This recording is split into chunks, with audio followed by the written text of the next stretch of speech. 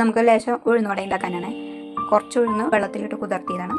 അപ്പം ഞാൻ ഉഴുന്നിലേക്ക് കുറച്ച് ഉപ്പിട്ട് കൊടുക്കുന്നുണ്ട്. ലേശം വെള്ളം അങ്ങനെ പേരിന് അത്ര ഒഴിക്കുന്നുണ്ട്. നമുക്ക് കുറച്ച് വെളിച്ചെണ്ണ ഒഴിച്ച് കൊടുക്കാം.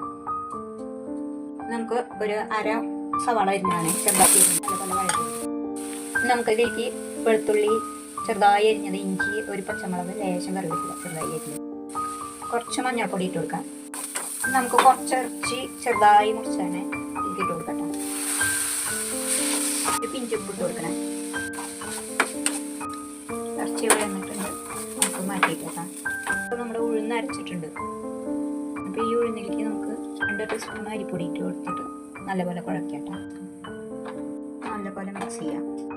അപ്പോൾ നല്ലപോലെ മിക്സ് ചെയ്തിട്ടുണ്ട്. നമ്മുടെ ഇതിലേക്ക് നമ്മൾ ഇറച്ചി വരട്ടിയതുണ്ടല്ലോ ഇട്ട് കൊടുക്കട്ടെ. നല്ലപോലെ മിക്സ് ചെയ്യാം. അപ്പോൾ വെളിച്ചെണ്ണ ഒഴിച്ചുണ്ട്, ചൂടാവട്ടെ. നല്ലപോലെ തിളക്കട്ടെ. വെളിച്ചെണ്ണ തിളച്ച് വരുന്നുണ്ട്.